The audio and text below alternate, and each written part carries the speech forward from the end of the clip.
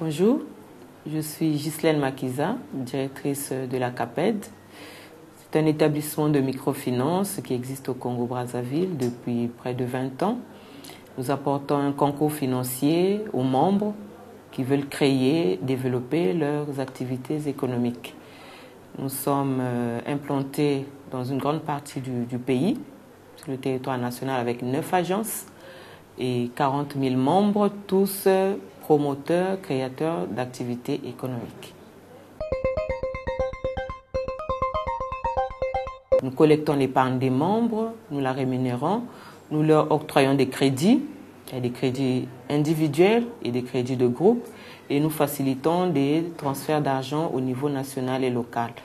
Pour le crédit, il y a le crédit individuel, toute personne, homme, femme, peut y accéder en présentant des garanties tant matérielles que financières.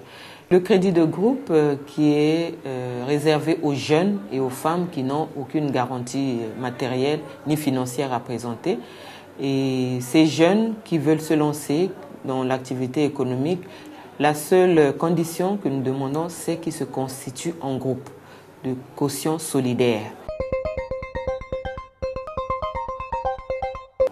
Il y a beaucoup de potentialités au Congo, donc on peut dire que tout est à faire. Donc chacun a quelque chose à faire.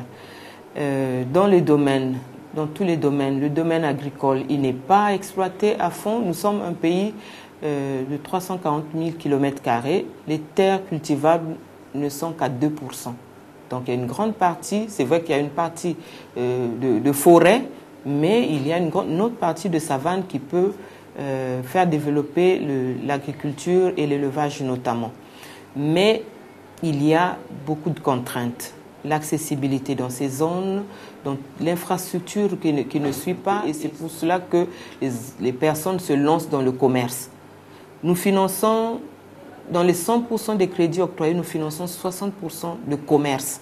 Justement, l'achat-revente paraît plus facile pour les entreprises, alors que l'entreprise individuelle, il y a beaucoup de contraintes. Pas d'eau, pas d'électricité, pas d'accessibilité aux zones de production. Donc, les défis sont énormes. Et l'environnement des affaires est très difficile au Congo-Brazzaville. La femme est au centre de tout, que ce soit l'éducation. Et en entreprise, elle a également sa place, mais il lui faudrait un peu plus d'engagement. Engagement, recherche de la formation, de la compétence pour que ces activités puissent se développer. Il faut dépasser le stade de la peur, du renfermement pour s'ouvrir aux autres et mieux développer les activités économiques.